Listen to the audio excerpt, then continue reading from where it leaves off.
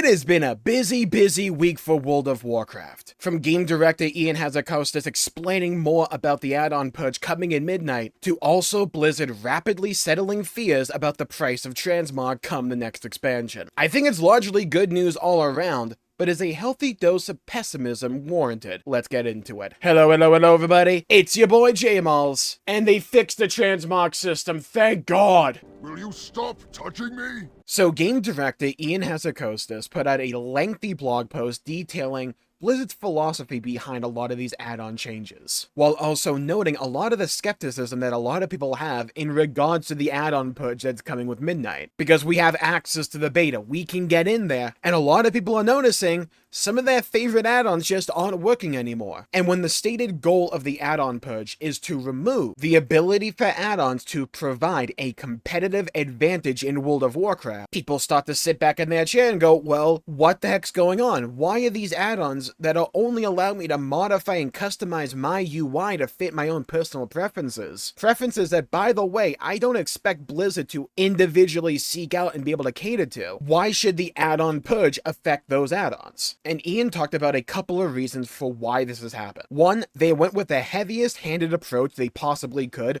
when it comes to bringing the sledgehammer down on add-ons. They wanted to be as strict as possible at first, because if they approached this from the other direction and tried to be as forgiving as humanly possible and hyper-target specific elements, their main concern was that they would enter another arms race, basically, with add-on creators that would consistently try to find some kind of loophole. Instead, they elected to go, you know what, let's just be as strict as humanly possible and then alleviate from there. So how are Blizzard going about doing this? Well, in their back-end code, they're considering a lot of information that is relevant to the current combat state, grabbing all that information and basically putting it into a black box that add-ons should not be able to read or identify what is in that black box. This is so add-ons aren't able to take that information, parse it, and then provide a list of instructions for you as to what to do in response to that data, because they want you, the player, to be making those calculations, to be determining, okay, well, this and this are going on, so I need to do this and this in response. They don't want an add-on just to simply tell you what to do there, because so long as add-ons and that functionality exists, there will always be that implicit understanding amongst the player base, no matter your skill level, that you have a chance to do better at this game by using those tools. And that's not how the current state of World of Warcraft should be, but it's gone on like this for far too long in their eyes. They're operating under the assumption that it is better late than never.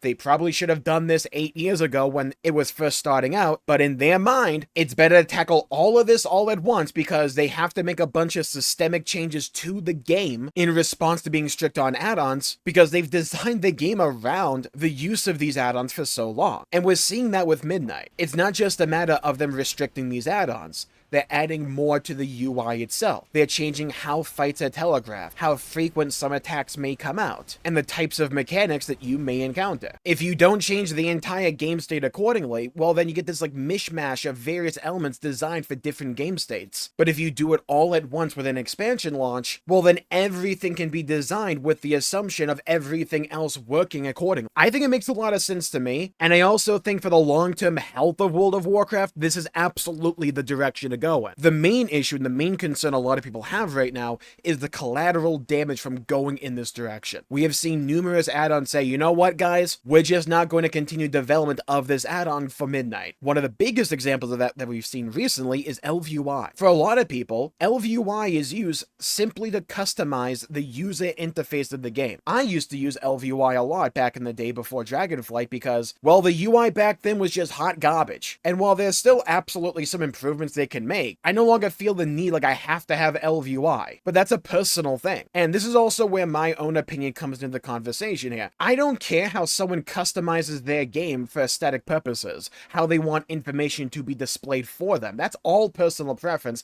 and I think that's one of the unique and cool elements of World of Warcraft, is being able to customize the user experience to accommodate a whole wide range of preferences. Not everyone is going to want the UI to look like the way I want it to, and not everyone's going to want the UI to look like the way that you want it. Some people care way more about the aesthetics, some care way more about the utility. Some people want it to look really flashy and look maybe like Guild Wars 2, some people want it to be very hyper minimalistic. My opinion, that's where add-ons should come into play here. Allow players to have that level of customization, just remove the functionality of add-ons to be able to tell you what to do on a moment-to-moment basis to provide a competitive advantage in the game. That is Blizzard's stated goal here. That's the thing. That's one of the reasons I've kind of been rather optimistic about all these add-on changes from Blizzard, because their stated goal and the thing they keep repeating time and time again, no matter how many times they have to pretty much restate this, their stated goals line up exactly with what I want them to do. The problem is Blizzard's execution. In the short term,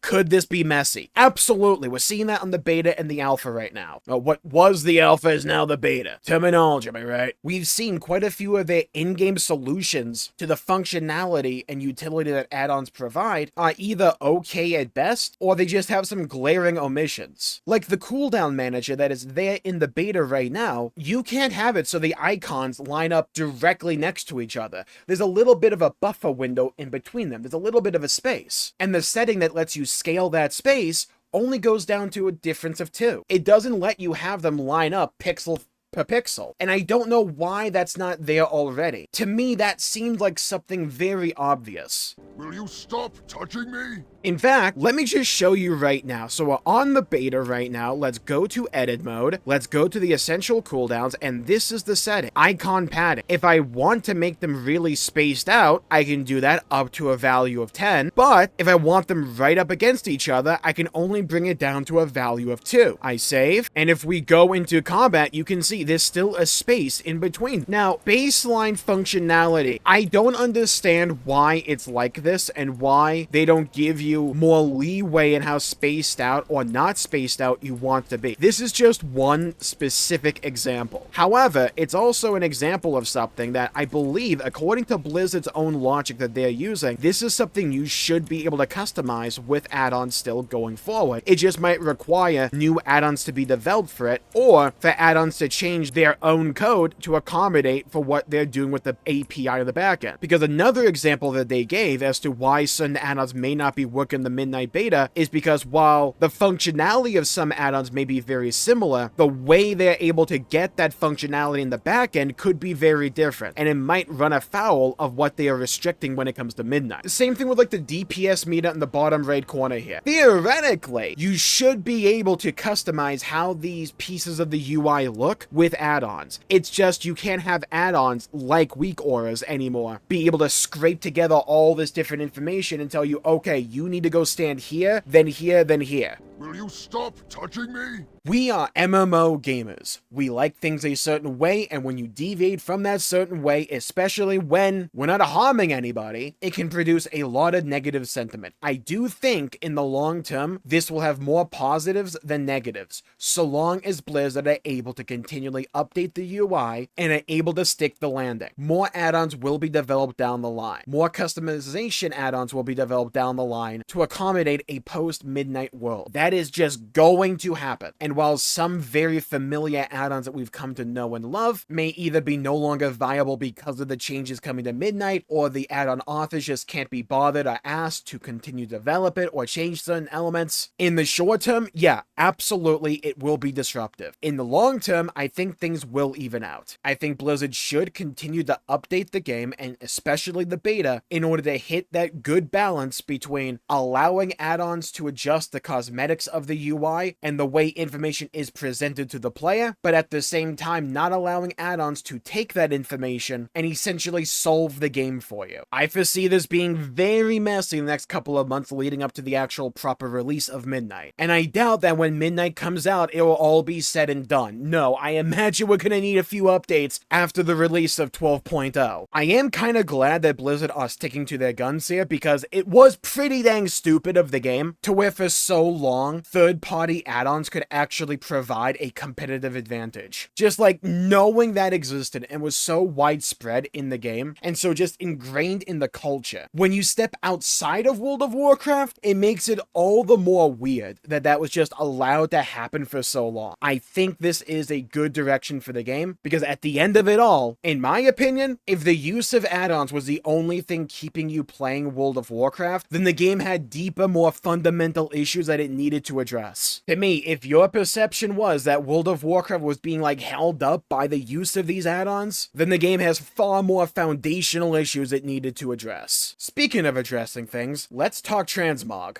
Will you stop touching me? Blizzard have removed the pube from the soup. Huzzah! Like less than a day after I uploaded my last video talking about the Transmog situation and just how wildly expensive it was about to be. Because if you wanted to buy all 20 outfit tabs on your character, it was going to be about 800k gold. And you would have to rebuy the outfit tabs on all your other characters. Well, that seems to be just a beta thing. We have a blue post from Kyvax who says, in response to someone saying outfit slots should be warband wide, this will be the case in Midnight. It's just taking a few more weeks to implement that function into the beta. In a future build of the Midnight beta, the outfit slots unlocks will become warband wide, and cost to unlock these spots will not go up. As always, we'll continue to pay very close attention to feedback and tune costs throughout the beta. Thank you. Wonderful cinema. Love to see it. Paying for the slots initially will probably still be a pain in the neck. However, if it's a one-time thing and then you're just good to go, that addresses my biggest issue with the Transmog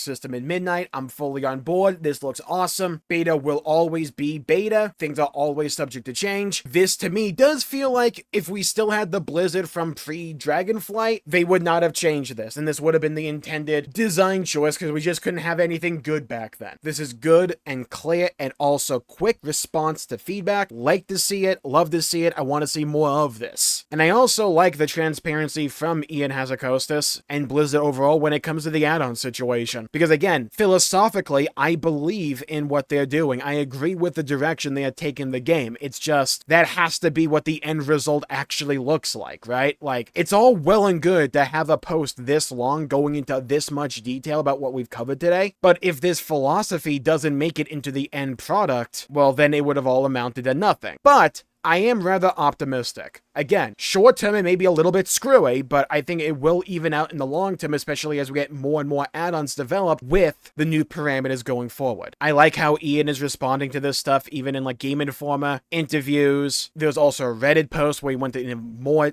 detail and information about this, pretty much just clarifying and talking about, yeah, there are certain parts of the element in the UI responding to this situation in Game Informer interviews. He also replied to a Reddit thread about this, detailing specific things that he still wants to change and see rectified going into Midnight, stuff like nameplates. Yeah, you can see here, he's responding like nameplates, unit frames, and raid frames. I like this level of communication. I like this level of openness. And if the end product is also able to be of this quality, then I think World of Warcraft will continue to trend in the right direction. I like what I'm seeing from the game. I'm liking what I'm seeing from Midnight. Is it a perfect game? No. WoW never has been perfect, though. I think overall, really cool things we're seeing out of Blizzard right now. Will you stop touching me? And guys, I've been playing the Midnight Beta, and it's pretty dang good. They are doing a bunch of cool stuff when it comes to the overall quest flow, when it comes to integrating the story of the delves and the dungeons into the main story of the campaign. And also Red Paladin, I'll give you a spoiler, plays like Red Paladin. Hammers everywhere, and it feels so good. Except when enemies hit me, by the way, weirdly squishy. But here's where you come in. Leave a comment down below with your favorite element of Midnight, and also the thing you want to see addressed or change the most. Constructive feedback is always important, and I want to hear your thoughts, hear your opinions, and to hear your perspectives. And also your thoughts on this whole add-on situation overall. Do you think Blizzard are going too hard, too soft, or are they going just right? And while you're down there, please leave a like and subscribe. It really helps the channel out and helps support future content, and I greatly appreciate it. And yeah, Midnight is rather dang good so far. And if you want to see my first impressions going through the main campaign, interacting with the Transmog system, and just how absolutely gorgeous this expansion is, like, my god, the art team, undefeated. You should check out this video right here for more. Stay safe, everybody. Have a great day, and I'll see you all next time. Bye-bye, everybody. Until we meet again.